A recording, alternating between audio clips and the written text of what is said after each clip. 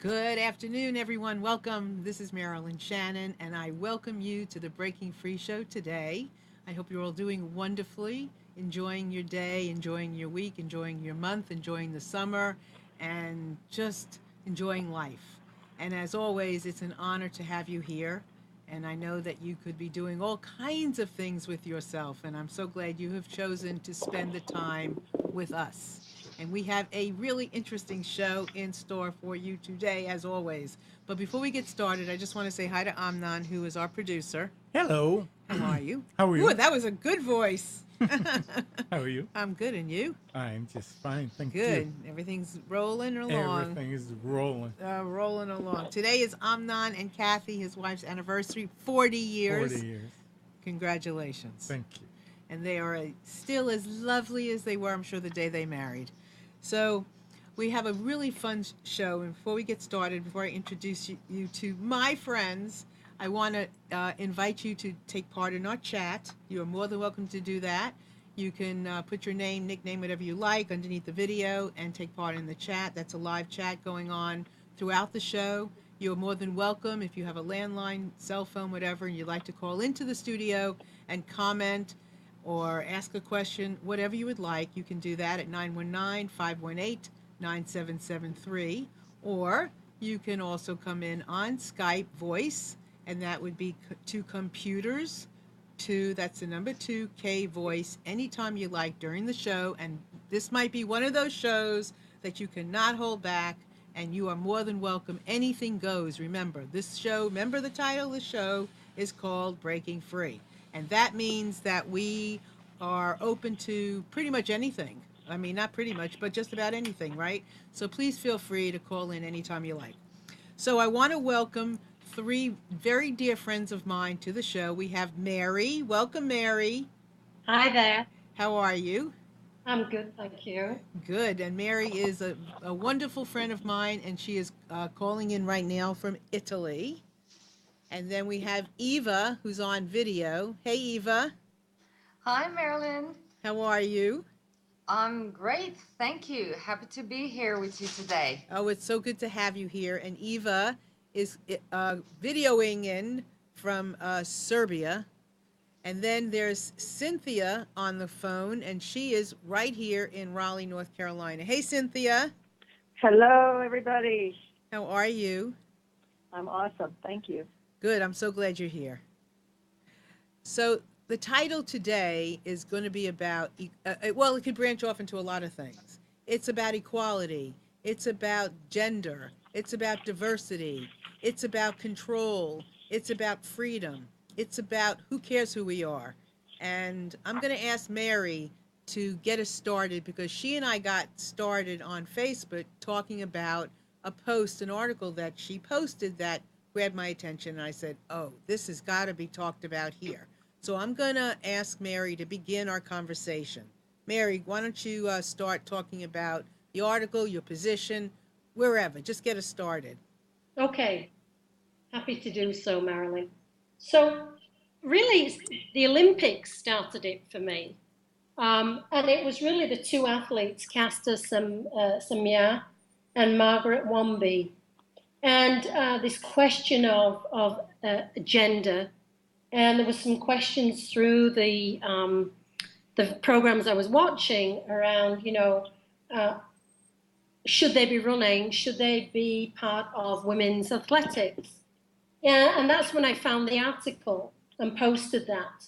And really, it got me thinking back to when I was a nurse trainee, and I was in theatre with a young boy who was, I did not know the term then, and in fact, the pejorative term hermaphrodite was used.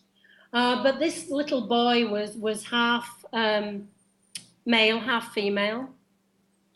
And he'd been brought up a little boy, and his parents and the doctors had decided that he would be a boy. And so he was having this surgery, and this was in the 70s, 76, 77.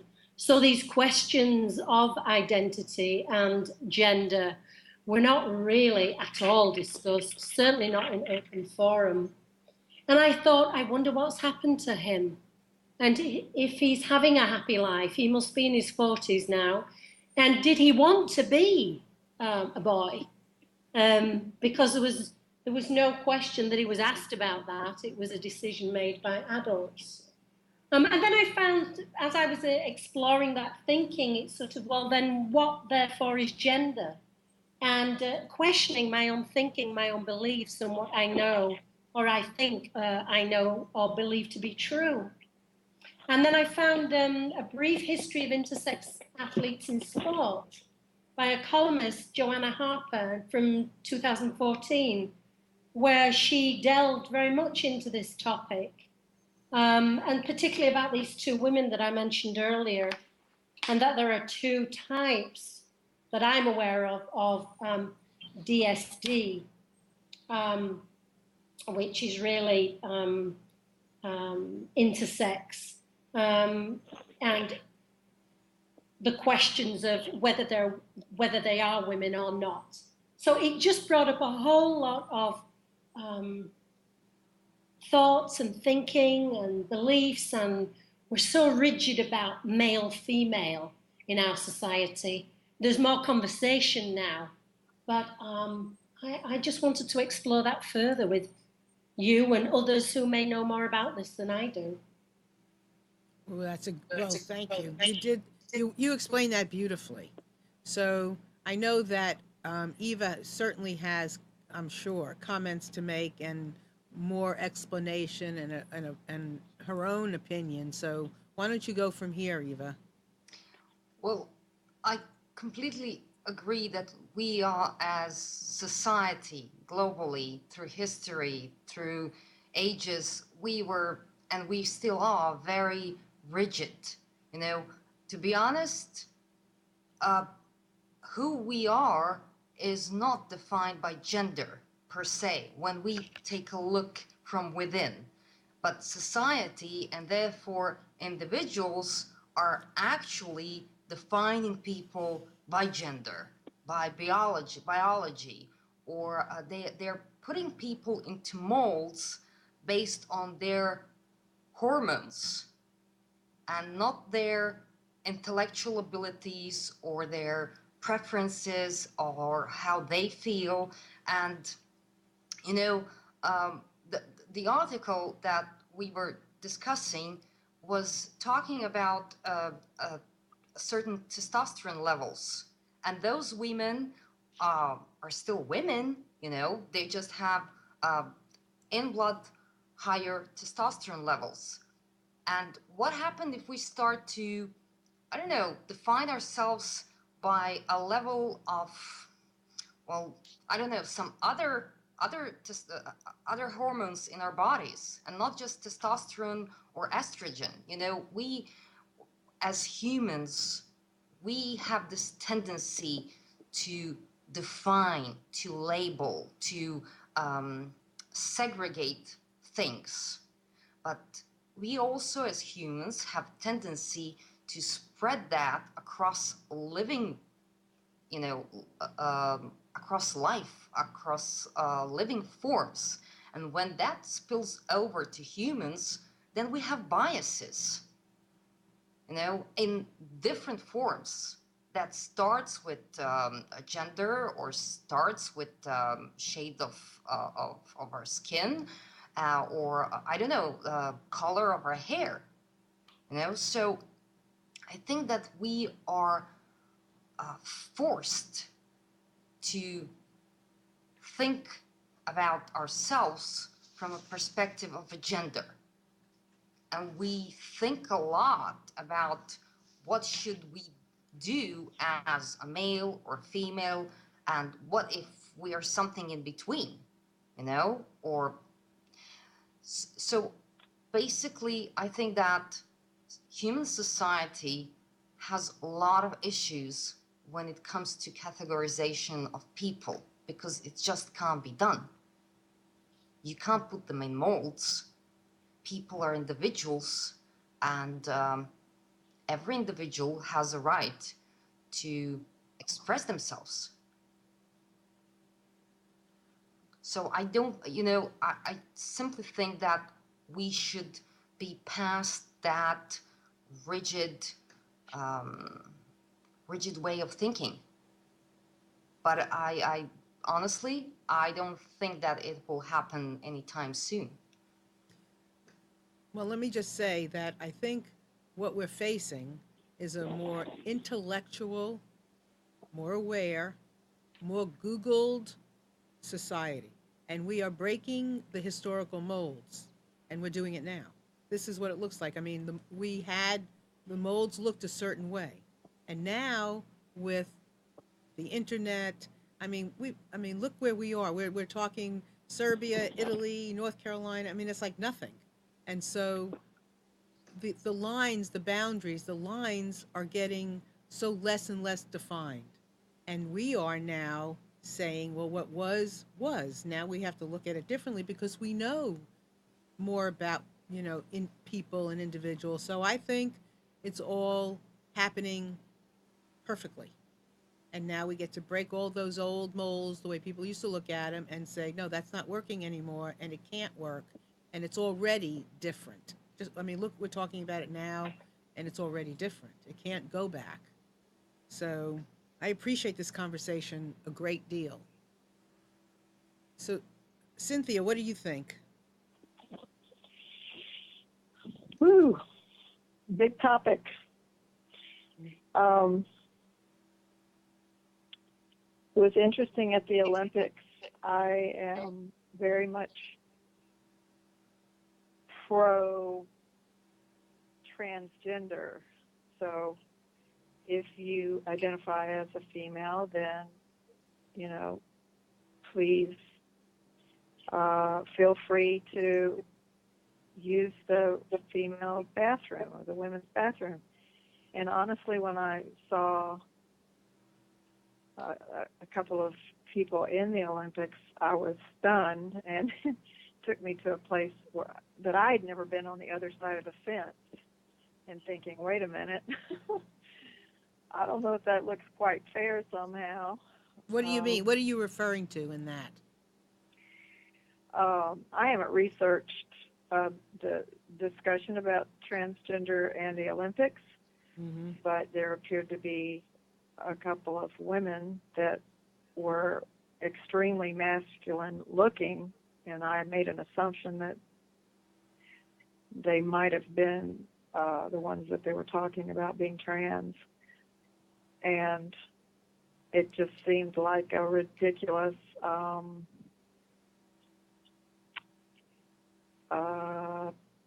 disparity between some of the individuals that seem to be transgender. I mean, you can't always tell, but this was a remarkable difference. And I may be completely wrong. It may not have been transgenders at all. But for myself, whether or not it was, I noticed that it really got me thinking about, okay, then, they said they were testing amounts of testosterone at one point, and this year they didn't do that because they decided somehow that method wasn't working or wasn't correct or wasn't fair. So that's true from what I've read, Cynthia, and they were trying to set an upper limit, I think, of 10. I'm just trying to find, the number was 10 in the bloodstream. But most women's testosterone doesn't go above 2. So there's a question around whether it's fair. But it's are intersex transgender? Is it the same?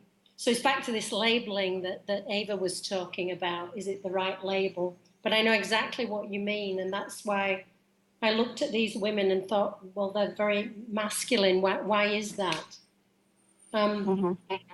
And there are 2 types of differences of sexual development, they're called. And it's androgen insensitivity syndrome, or AIS, or the 5-alpha reductase deficiency, or 5-ARD. And it's normally associated with maleness and with mutations that can be assigned to a female gender. But the other piece of this, I mean, again, it was when I saw that little boy in the hospital, when I think back to that, this is exactly what he was at that point, and he was being determined to be a boy, and maybe he wanted to be a girl later on, and now they tend to do wait and ask that question. But these women have been through horrific things. I mean, I believe Castor went through surgery for a gonadectomy, or they can have chemical castration. So there's all sorts of other things that come into play here that are I find pretty horrific. And I don't have the answers, of course, but so how do we look at it? Are we looking at it like, how do we want it to, how in a perfect world would it look? I mean, how do we want it to look? I mean, how should it be? How should these women be? Or how can it be, whether, I mean, if you're transgender and you've gone from being a man to a woman, you still have certain strength that a woman who's born as a woman may not have. I mean, take away the identity and just be the strength. I mean, be the strength you want to be in the world.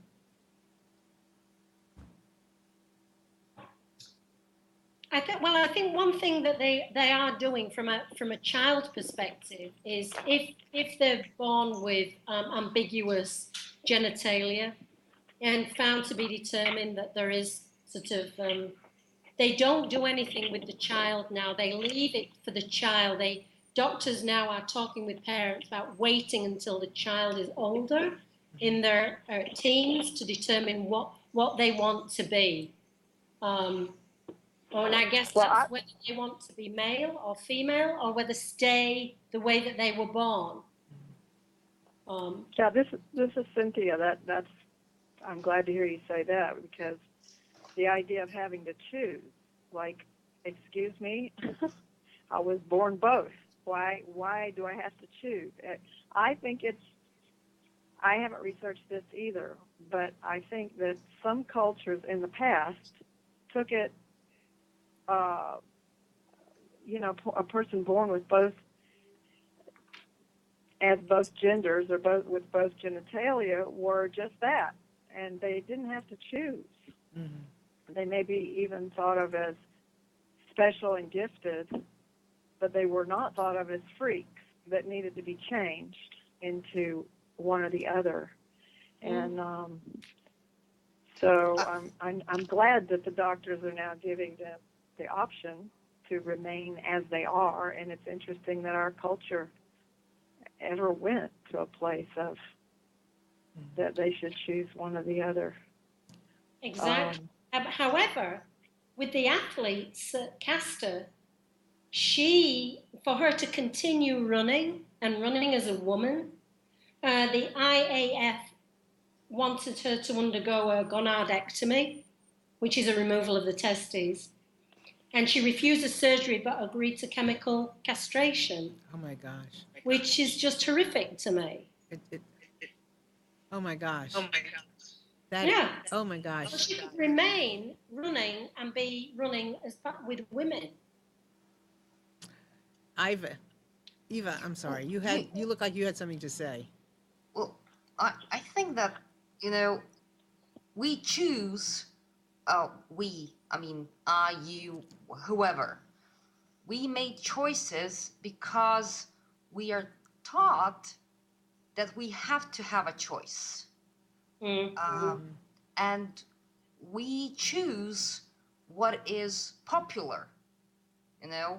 We have two options. You can be a boy or a girl. And if you're a boy, then you like blue and you like plains. And if you're a girl, then you get dolls and you get pink. But, that doesn't, it's not, that's not how the life works, because I am a girl, but I like plains and I hate pink, and it doesn't make me less woman. less female because of that. And there are boys who actually like to play with toys, with dolls, and they like, I don't know, green color. And it doesn't make them less boys because of that. You know, I think that we simply, as in our human nature, we are taught, we are hardwired that we have to take that choice, you know. And if someone doesn't take that choice, it's something that, you know, globally people are not willing to accept. I mean, maybe here we are pushing our limits and we are living a global life, but I think that we should consider, you know, a lot of expectations from society are based on what we choose and what kind of choices we further choose from that first choice. You know, um, women in India, you know, they don't have that kind of free will, free choice. I mean, if you read the newspapers, um, you know, when they are women, their society expects them to obey in a certain way, to behave in a certain way, and if not, you know, they can be I don't know, killed for to protect the honor of the family just because they stepped out of certain boundaries that society expects them to you know, to obey because they choose to be women. So I agree, it's but I think yeah, that it's complex common question. not just in cultures, but in cultures who have deep religious beliefs. So, you know, if you were to talk to whether it be fundamental Christians or Muslims or Orthodox Jews, that the same sorts of the way that you're brought up by your parents, the society that you're brought up in, your thinking, your religion can lead you to think in a particular way. All these barriers have to be broken down, and I think it's starting, but it will take some time because people fundamentally believe those things. Very hard for them to change and move away from just male and female. It will take a lot of time. Mm-hmm. To be honest, you know, I really don't think that we are far in that pursuit. I think that we live in a bubble where we are allowed to speak our minds in that way, in such way, you know, without any punishment, so to speak, you know. But when I take a look at the global situation, there are a lot more societies where you simply can't speak of this in such a way, and that will take a lot of time to change, if it changes at all. To that point, a transgender woman was killed in Turkey. She was assassinated, if you like, in Turkey just yesterday. So It's a horrible thing. It's a horrible thing not having a freedom to be who you are. Mm-hmm. You know, and it's not something that deserves a penalty. We're not talking about pedophiles and rapists or murderers. You know, it's an universal human right to choose, if it wants to choose, you know, what what that person feels like, you know. And that person was murdered yesterday because of very intimate feeling. Mm-hmm. You know, so things do change, but they change very slowly, unfortunately. Cynthia, what are you saying? Well, you know, I'm sure that we all agree. I have this feeling that we would all agree with this. There are interesting, even more gradations of gender. I was the firstborn in my family, and I for a long time felt like I was supposed to be a boy, being the firstborn. And that was just a gut feeling that I had. And I had a brother who was born after me, and he was treated very, very differently. And I felt like he was really honored in a way that I wasn't, being the firstborn, which was a very strange experience for me, seeing a newborn baby being honored as if they had more power, more intelligence, more potential than me. And only recently in the last year, my mom likes to tell a story about how excited she was when she found out she was pregnant with me, her firstborn. Only recently did she continue to tell more about the story after I was born, that she said, "Oh, I thought it was going to be a boy." And that her nurse, she said the nurse proceeded to chastise her for saying that. And I guess the nurse recognized that wouldn't be a good place to come from with a newborn baby, even back in 1954. But that was really a surprise to hear after all these years, hear her say that, because I have felt castrated and shame around somewhere deep inside me that something was wrong because I wasn't born a boy. And I do not want to be a boy. I saw what my brother went through and all the glory that he got. He also got a lot of other crap that went along with being a man, being a boy. I'm not interested in that. I don't want to change my gender. And yet there's a part of me that feels like a boy. And even further, I feel like a gay man in a female body. So it all works out great. But it makes a difference for me. For example, there's my husband's a part of a men's group, and it's really tough for me because, basically you get into the group because you have a penis. And now they're kind enough that if you're transgender, they have decided that you can join. But not if you're a gay man in a female body, you cannot join. And that's because I don't have a penis. And it's just weird. I don't think any of us have any, we don't have any thing that we can say that's the end of the conversation. I think that's so interesting. I mean, that perspective. There are people that I know, and I won't go into details, but who will talk about how, girls should be girls and boys should be boys. And like you, Ava, I'd rather be climbing a mountain than playing with dolls, right? But I'm definitely a woman and proud to be so. But this idea that you're labeled into this box, and the sons will go to college, but the daughters don't need to. And I've done this very recently with even with younger people. And I'm not talking about people who were my parents or my grandparents. I'm talking about people in their 30s. So these ideas are still kind of pervasive in society.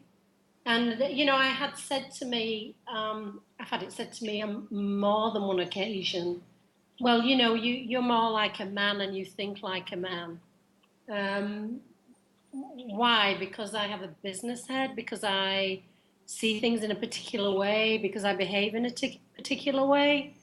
That I can't be a woman and even have these thoughts, right? It's always shocking to me when people say things like that, but I am more shocked the older I get when it's younger people who are doing it, still in their 20s and 30s, that young women are bringing children into the world and still saying, well, this is my little girl, and she's a girly girl, and she doesn't need to go to college. She needs to find a husband and all of that, and it's still going on, and not just in our part of the world, but in all other sectors as well. Well, you know what? I know that when I was a kid, um, it was I was surrounded by men and women who never told me you can't do that because you're a girl. Actually, they were all telling me you can do whatever you want, not because you're a girl. You, it's period. You can do whatever you want. Period. You know, just just find what you want to do. Find what you like. You know, and and for me it was never a question. And even when, you know, when I faced that, oh, you think like a man, they think it's like a commendation to me. And I say, no, I don't think like a man, I don't think like a woman, I think like a professional in my business. Do we have a problem with that? And you know, it sometimes it was of course difficult, because every now and then you're going to, and pardon my French, you're meet a prick that thinks that a penis is such an important part of your body, you know, and it's a carte blanche to get somewhere in life or not. But you know, eventually I was just pushing my way the way I wanted it. Mm-hmm. Every time. And I never, you know, I never looked back. And, you know, that's just it. You know, I don't let anyone, not even my parents, not even my family, not even my friends or boyfriends or, you know, whatever, to tell me what I can, what I cannot do, and what they like or they don't like about me. You know, I just do what I feel good for me. I'm And with you. you know, and that's, you know, and I know that sometimes can be difficult, of course, and Yeah. it's more or less difficult depending on the environment you're in. But if that's how you feel, if you know what you want, just go for it. You know, no matter gender or your preferences or, you know, or anything that society tells you. You know. But the key difference for you was that you were not prevented from doing anything by your parents. And No. I had that same experience. I'm the eldest of 5 children, the other 4 are boys, and I was never treated any differently. And I was always told you can do anything you want to. But that was a situation in a house. But I live in House, actually in a, yeah, in a at home, home. at, Hmm. you Hmm. know. But my country is deeply you're male dominated, you know. Yes, yes, And you know, outside it was different, and they tried to push that out. You know, that twisted way of that I can do whatever I want to. You know, that wrong way that my family is teaching me. You know, hmm. and I never cave, No, you know, me neither. Me and neither. that's just, yeah, that was just it. But it goes to upbringing, beliefs, um, Yes. that is comes from very deep roots from generation upon generation, that do affect the way that we think or what we believe. But now everything is more out in the open, much more out in the open. I mean, it's incredible. Marilyn, you talked about we have the internet. You know, we have all these conversations going on, whether it's on Facebook or Twitter. And so this, I mean, has brought out so many issues, so many topics of conversation that cover every society. That in and of itself is a blessing for everybody. Yeah. Um, and to get rid of, to find a way to have a conversation and move it forward, to get away from labels. You know, if you're one thing, you can't do something, or you can't behave a certain way, or you can't do this or that, the next thing. Just the acceptance of a human being, a sentient being, as the Buddhists would say. How about that, rather than, well, she's female, he's male, or I don't know what she or he is, you know, and having all these labels. I think the conversation is great, you know, that's going on now, that it is bringing out all these discriminations. Well, it's a complex topic. It's not something that, you know, that can be solved in an hour or two, or even 2 years, or maybe not even 200 years. But the more people think about it, the more they think about options and the world that doesn't even think about options, that the world that just lives, you know, that's the key. You know, when it comes to business, everyone is talking about don't think about the box. You know, there is no box.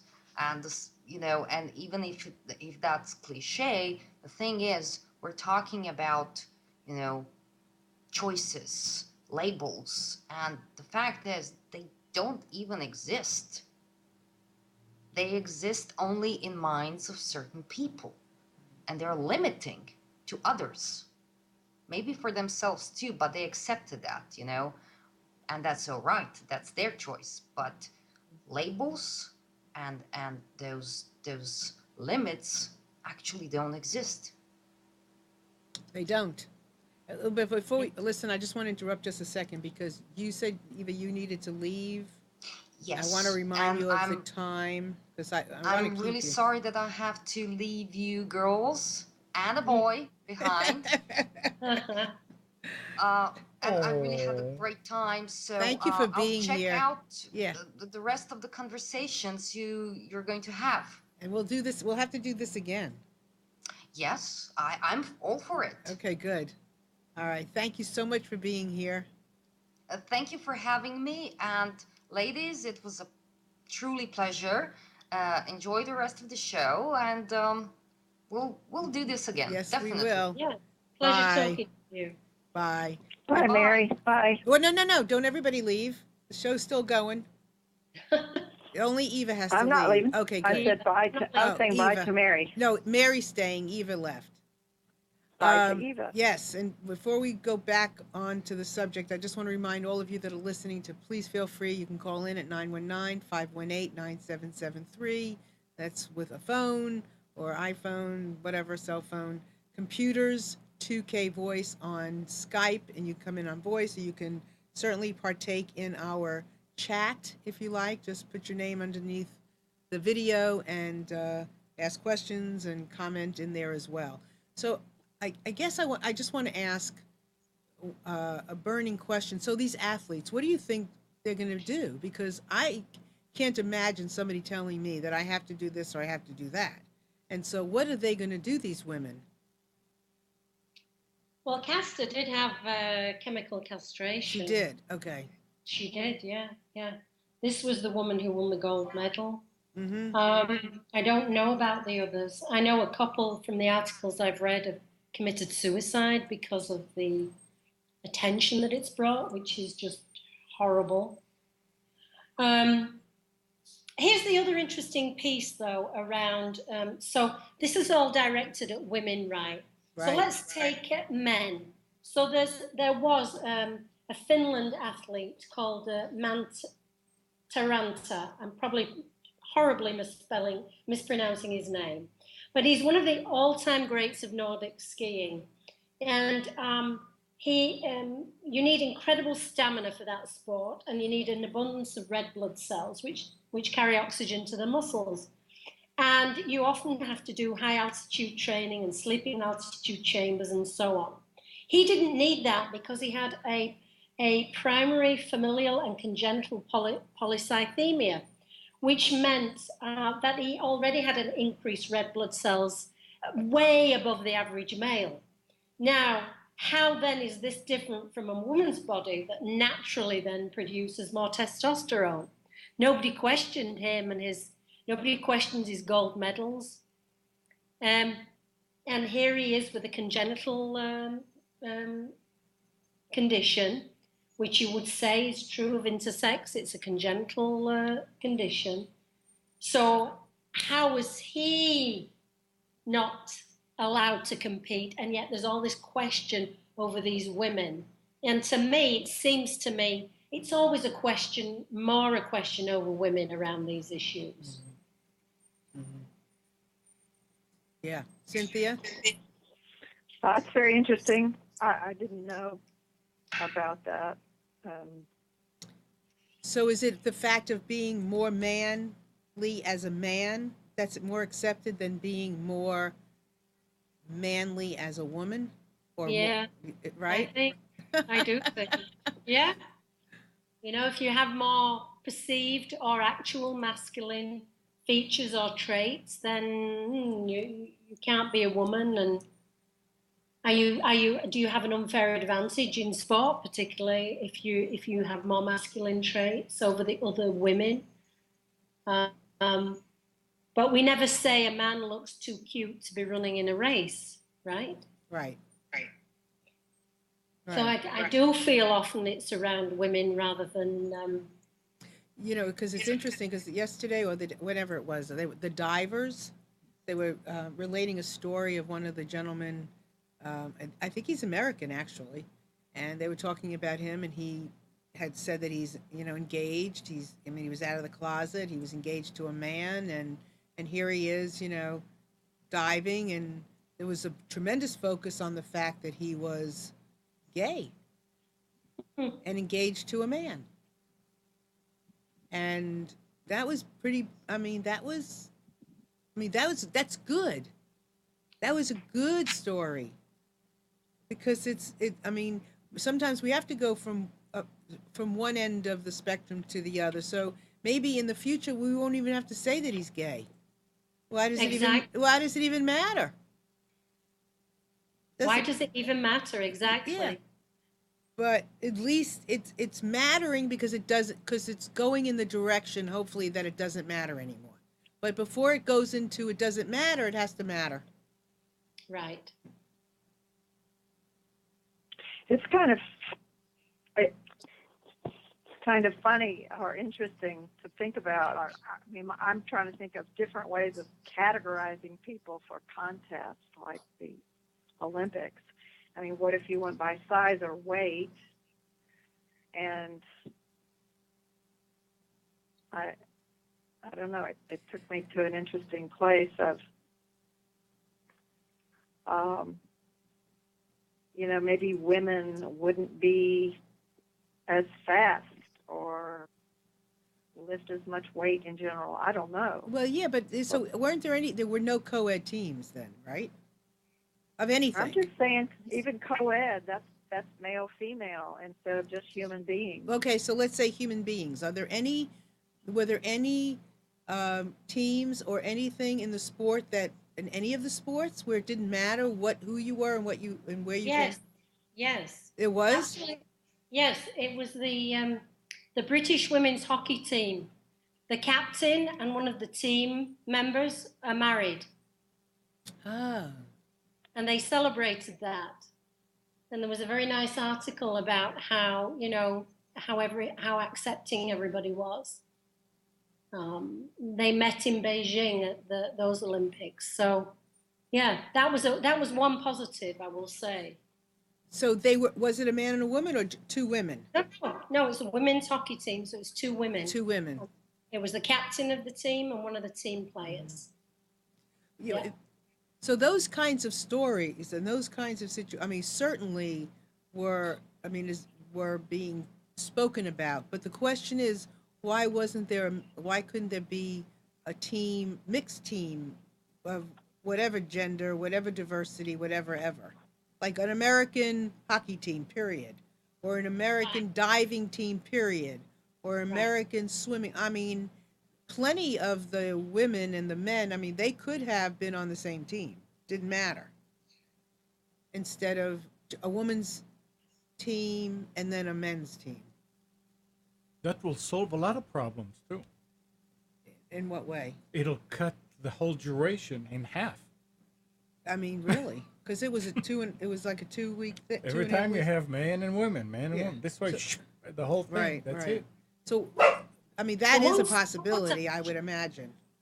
Yeah, the one sport that does men and women together, where they compete against each other, is actually in the horse, the show jumping, and the equestrian and the dressage. There's no difference, and never has been for years. Ah. They don't have a men's team and a women's team. It's just Just a the team. person and the horse, and it's a team. Because when you talk about wrestling or boxing or whatever, they do it by weight. Yes, they Right. do. So, I mean, that could, as far as sports are concerned, could certainly, for the competitive sport. I mean, when you talk about ice hockey, skating, it doesn't matter, right? Right. Because there, it could be couples, it could be, man, woman, men, woman. I mean, that would be that's what I would like to see too, wouldn't you? That it wouldn't matter. But I would love to see that, but back to what Cynthia said earlier on in the conversation, when it kind of shook me, as I think shook her, when you're watching the Olympics and you're seeing these women running, and you're thinking, oh, is that a woman? So you're immediately being judgmental and questioning whether these women have the right to run in such a race because of the way they look. well, And yeah. that is a big part of our society, isn't it? The way that we look. In general, yes. In general, Yes. everything is built around that, whether you're a model or a celebrity or whatever. That's what everybody focuses on. You look at all the TV programs, the magazines, how we look and how we should look as a woman. I mean, how many people don't do this because of their insecurity about the way they look?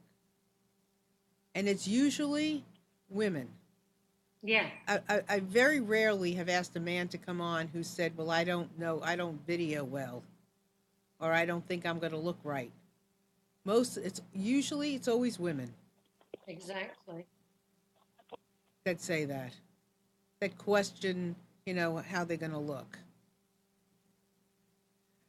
So we've talked a lot about, the sports. We've talked a little bit about business. We've talked, Mary brought up some great points about medical, and Eva with choice. And Cynthia, the way you talked about being a gay man in a woman's body. I mean, I would say that there's a lot of people in general that are that if they identified it, could identify themselves being something, but they don't know what. More than like I feel very feminine, but there are times that I feel masculine. And I just never thought about the way you identified it. I would never say that I'm a gay man in a woman's body, but I could say that I'm a woman and I have a lot of something, and I could understand people feeling different ways. Being a woman, I'm not gay, but I sure love to look at a good woman's body. Yes. Right? I know. Yeah. Yeah. I mean, it's. I could see that. I could see how. Looking at. I can accept so many things without questioning. It may not be me, but I can see how somebody could feel that way. No, I totally agree with you. Yeah. Yes. Cynthia, what are you thinking? I am thinking about it goes along the lines of, it does fit into the Olympics. Like if you just said, okay, whoever's the fastest, y'all just get in line. We're not concerned, man, woman, trans, it doesn't matter. We want to know who's running the fastest. Of course, hormones, added hormones or whatever, would have to be considered. And that comes to mind with this idea of being blocked out of a men's organization. Eva, I played with boys and did boy sports and boy stuff and played Army and made all the Army sounds and all that. And what comes to my mind when we have this type of discussion, I want to know which men in this group's butts do I have to kick to show that, I can be just as freaking tough as them, if that's what they're talking about. So it's just a ludicrous kind of, the whole system is just whack as far as I'm concerned. Just putting men and women over here and there, and it's interesting, and we're growing and evolving, and we'll just see where it all goes. As it goes. Well, that's what I think. I grew up being told I can probably do anything, go anywhere, be anything, but I was also told that only the boys go to my father's business. I was told, I was given certain messages. Only the boys do what? Only the boys were welcome at my father's business. There it you go. was, my father was in scrap iron and metal, and he was in business with two other brothers, and the only ones that could go to the business during like Christmas holidays or the summer were my brothers and my male cousins. None of the women were allowed to go. We could go and visit, but we couldn't go and work. Yeah. I was told I could do anything. I was inspired. I was, fortunate in many directions, but I was also given some really strange messages when it came to, things like that. Right. And I'm not a lesbian. I'm not a butch. I'm a tomboy. Okay. So whatever difference that makes, but that's the space I'm coming from when it rises up in me. Like what? It's like no girls allowed. The sign that I did see one time, and then I talked to the guys and I said, "Really?" I was about 10 years old, and they're like, "Yeah, you're right. That doesn't make sense." So I have a question for you, Cynthia. Do you need or require the label of tomboy to know who you are? Well, it just came to me that, to be a roughneck and say, all right, whose ass do I have to kick in this organization? I don't understand what your qualifications Well, I'm just saying, are. no. Sounds Yeah. roughneck. Yeah. Sounds like, Uh-huh. And it's tomboy, so I don't know. That's just it's a label. Well, that's the thing. Another label. It's another label, Yeah. and and I'm gonna. Well, sure. Yeah. And to say, well, I'm not a lesbian, I'm not a butch, they're all labels. Right. And people want to know. So I think this is very interesting because I know that, Rome wasn't built in a day. I know that, this is a conversation, and I'm hoping that there's many people out there having conversations similar to this. I just know that walking away from this, will look at things differently, and if things change in my little world based on my looking at these things differently, accepting myself even better, more, greater, then I hope then the world changes, then people around me change, or my conversations will change. And I want to thank you all, and Eva's not here, but I really do want to thank you all for playing this with me today. And Mary for putting it out there. And I say, anytime you have any kind of conversations or want to talk about something, more of this or something else, that please let this be a place. Everybody that's listening to the show, watching this show, let this be a place that is a safe haven, a safe space to explore your thinking. You know, you may not even know what you're thinking until you say it out loud. So let this be a place that you are welcome to say it out loud, to process it with other people. Thank you. Thank you for the opportunity. Yeah. I think it's so important.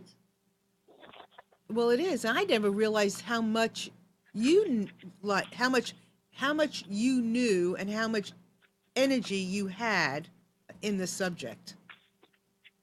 It just fascinates me. It's fascinating. It is, and I always bring it back to myself because it's always about, well, how am I in the world and how am I judging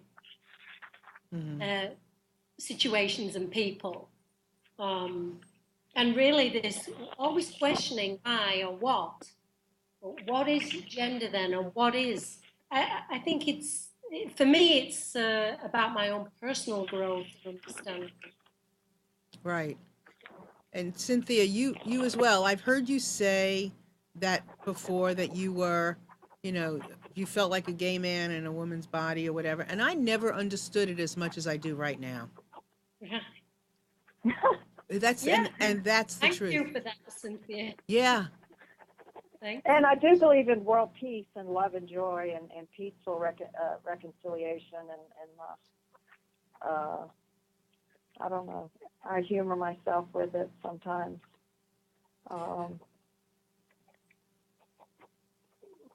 You know, a couple of. Go ahead. I'm sorry. Finish what. It's just it's an interesting complex. You know, everybody's got their own variety. Mm-hmm. Well, and that's how it is. That's what we might as well accept that fact. That you Right. can. There is so many varieties today. Like I have to look up the words.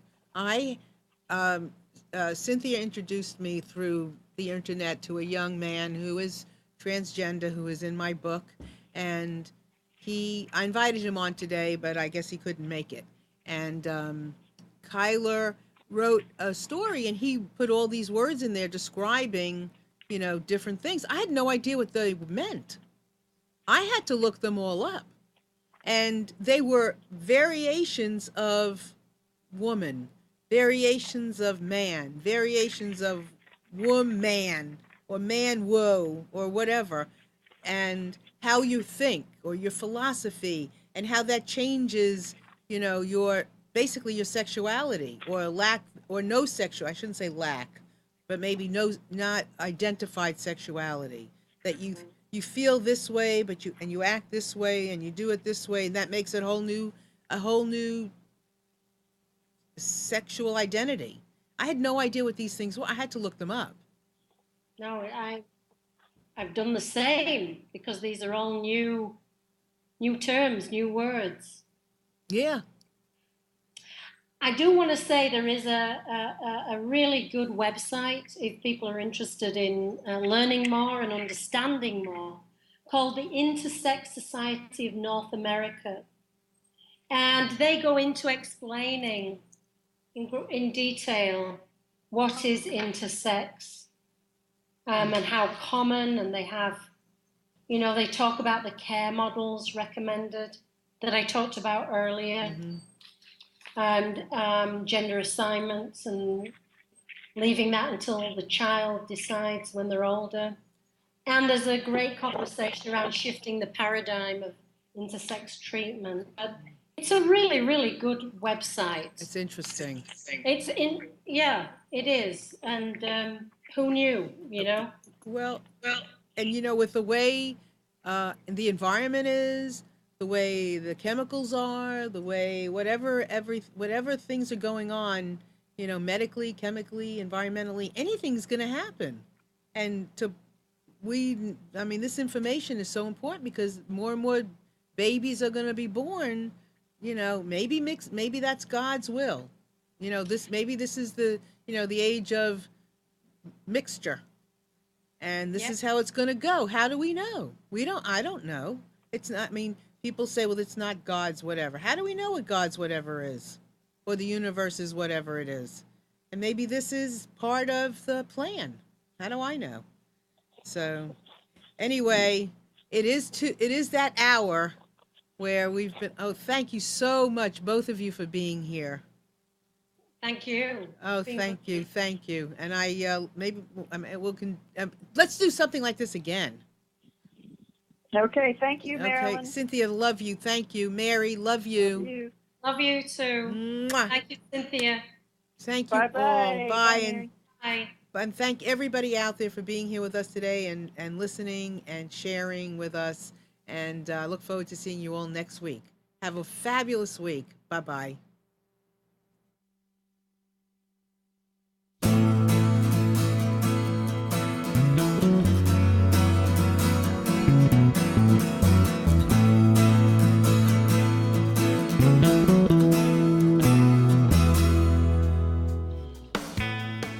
You are tuned to the Nissan Communications Network.